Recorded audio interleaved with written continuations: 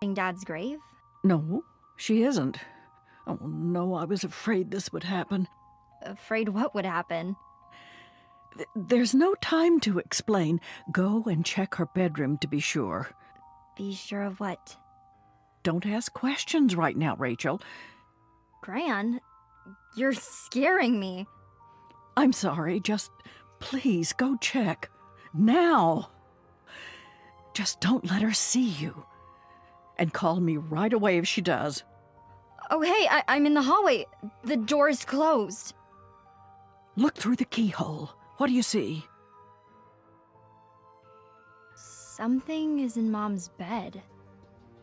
It's Mom. She's making a weird noise. It sounds like an animal in pain. OMG! It's getting louder. It sounds horrible. Rachel, get out of the house. Run! What? Why? What if Mom's in trouble? There's something I haven't told you. What, Gran? That noise you're hearing, it's not your mother. Rachel opens the bedroom door a crack and looks inside. And she sees. It is her mother making those horrible noises.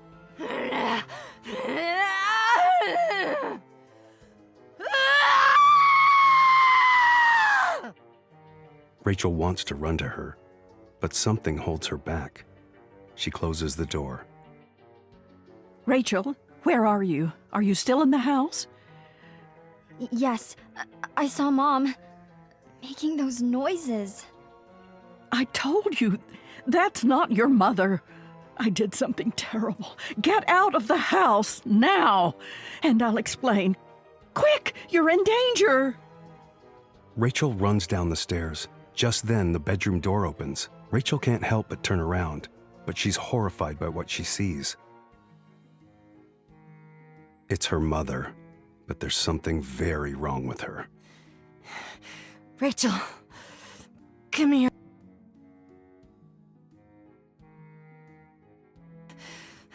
Please, I need to tell you something. Mom, I can't. I'm sorry.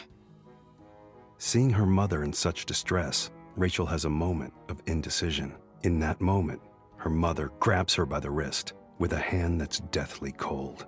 It sends an icy shiver all through Rachel's body. Rachel, please, there isn't much time. A rivulet of blood trickles down Mom's face, freezing along the way. You need to listen to me. Rachel manages to pull her hand out of her mother's grasp. She runs into the guest room and locks the door. She texts Gran. Gran, help! I'm in the guest room! Mom came out of the bedroom. She didn't look good, Gran, and her hand was colder than ice. Rachel's mother starts pounding on the door. Rachel, please, unlock the door. Time is running out. I need you to do something. What? Open the door, and I'll tell you. Rachel's phone vibrates with a text from her grandmother. Rachel, where are you? Gran, Mom wants me to open the door. Do not open the door, Rachel. But there's a key in the kitchen. She's probably getting it right now. Listen, Rachel, can you get out through a window? I think so. You need to do that now. Rachel opens the guest room window and jumps down onto the lawn. She runs into the woods behind the house and ducks behind.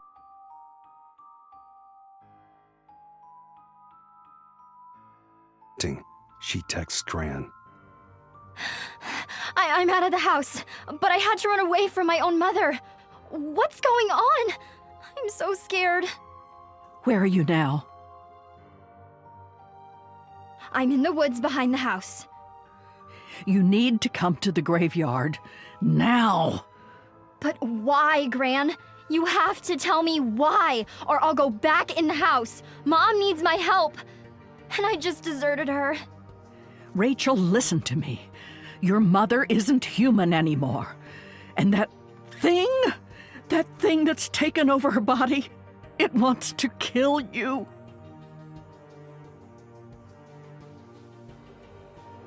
What do you mean something's taken over my mother's body.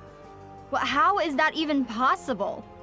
Because I did a terrible thing, but I did it for you. What? What did you do?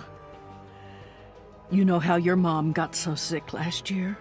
Yes, but that's behind us now. She's better now. Right? No, the truth is she never got better. What? Is that why she's acting this way now? Yes. But she was fine after she got out of the hospital. At least until recently. Come to think of it, she has been acting strange these past couple weeks. But I thought that was just from being sick. And her grief over Dad dying. She is different, Rachel, and it's all my fault. The truth is I couldn't let her go, for your sake. Your dad had just died too, and I couldn't have you lose both parents one after the other. What are you saying, Gran? I don't understand. You would have been an orphan, Rachel. Try to see where I was coming from. Your mother was about to die. The chaplain had administered the last rites. Why didn't you tell me she was about to die? I should have been there. Because I was not going to let her die. I simply refused to let her die. And that was when the devil came to me. The devil? He appeared above your mother's hospital bed, and he said he would make a deal with me. What kind of a deal? You may not know this, Rachel, but just as a person's spirit slips away from their body, a blood relative can intercept it in the devil's presence and act on behalf of the person who is about to die. They can? That seems wrong. Everything the devil does is wrong, Rachel. But sometimes it's a wrong in the service of a right, or what seems like a right at the time. And so, on behalf of your mother, I allowed the devil to take control of your mother's spirit so she could stay alive. What? That's so selfish, Gran. It was partly for me, yes, I'll admit it. But it was mostly for you. What if your mother had died that day, Rachel? Well, I don't know. I guess I might have not have survived that. It was just 2 months after Dad died in the accident. You see? It would have been too much for you to handle. I could have come and lived with you. Mom and I talked about that. When we thought she wasn't going to make it. Of course I would have taken you in. But nothing compares to a mother's love. That's what I told the devil that day when I sold my own daughter's soul to him. Gran, I'm scared to ask you this. But what kind of deal did you make with the devil? The devil told me he's creating a new army of disciples on earth, and that they will be all women. Because women are the strongest human beings, and they have a kind of power that he needs. He picked your mother to be one of the first, because he could see how special she is. Oh, Gran, of course I know Mom is special. But why did the devil think so? He said she has the heart of a warrior, and that she was born in the wrong time. He's going to make sure she has a chance to show her true strength. Mom is strong, Gran, but now that strength will be used toward evil. Why did you make that deal, Gran? You should have let Mom die. Instead, you let her spirit get taken over by the devil. I know. It was a terrible mistake. I was weak. I'm sorry. Is there anything we can do now? I'm scared just thinking about what the devil might do. Mom wouldn't want to be used that way. I'm sure of that. There is one thing we can do. Just one. Tell me, Gran. Your mother is still part human. Every day the devil sucks a little more humanity out of her spirit.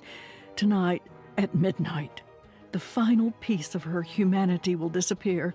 The devil will gain full control over her. Oh my God, Gran, then what? Gran? Gran, answer me, please!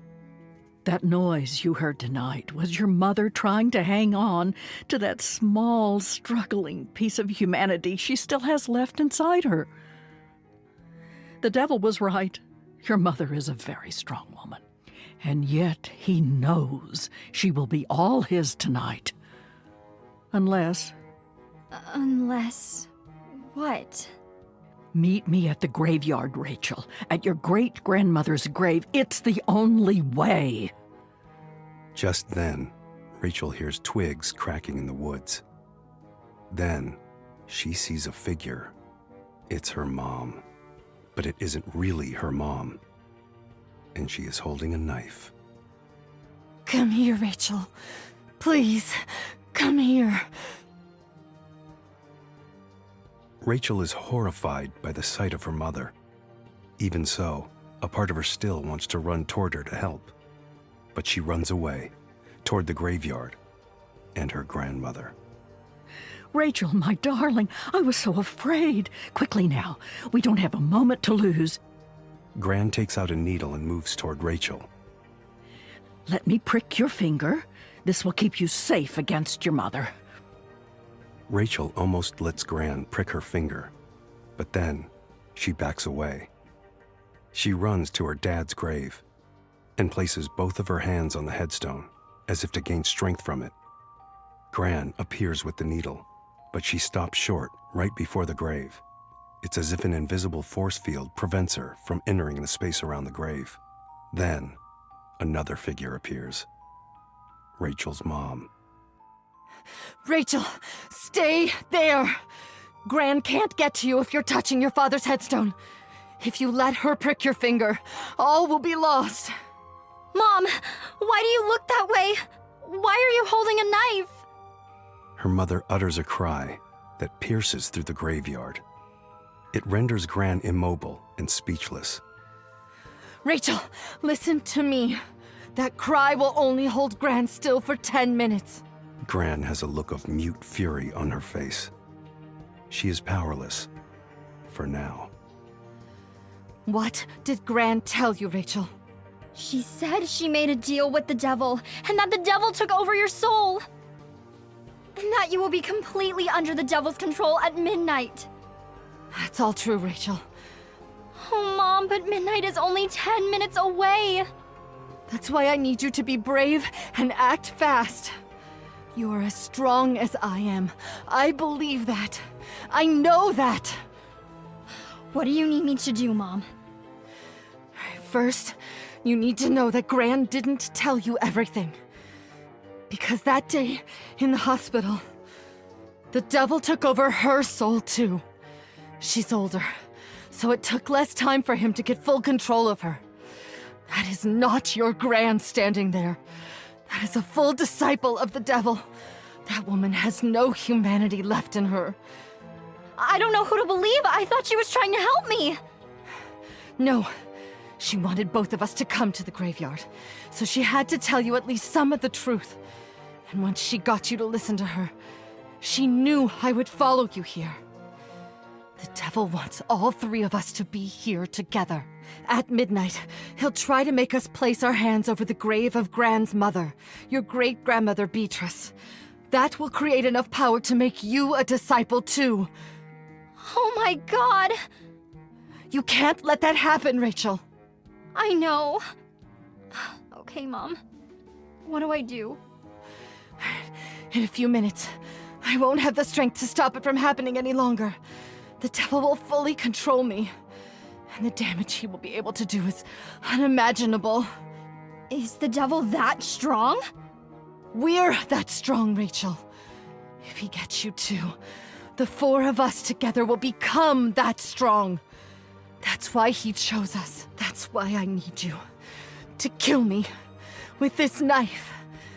It's the only way. What? I can't.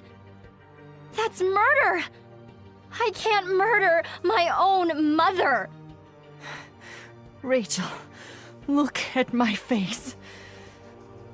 There are multiple rivulets of icy blood running down her white skin. No normal human being looks this way. At midnight, I'm not going to be human anymore. At midnight, I won't be your mother. Rachel, it has to be the blood of my blood that commits my murder. That's the only way to end this nightmare. Mom, I can't. Yes, you can. Take this knife and plunge it into my hand. If I were still a normal human, it would only injure me. But because I have so little human blood in me now, it will kill me. Mom. Please, please let me rest in peace alongside your father. Please, Rachel. It's 11:59. You need to do it. Now. Honey, I love you so much. I am so proud of you every day. And I know you will do lots of good in this world. I love you too, Mom. Rachel takes the knife from her mother and plunges it into her mother's left hand. A few drops of her blood appear, and then her mother falls lifeless to the ground.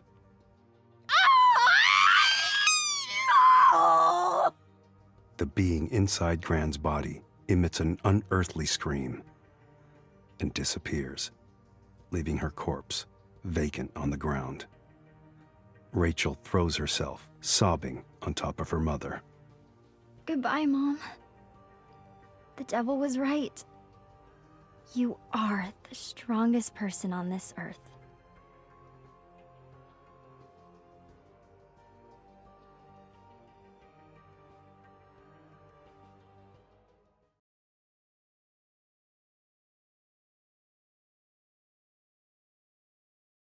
Hey guys, it's your Gothic Queen here. I really hope you liked that tech story. I know it is really spooky. I hope you really liked that tech story.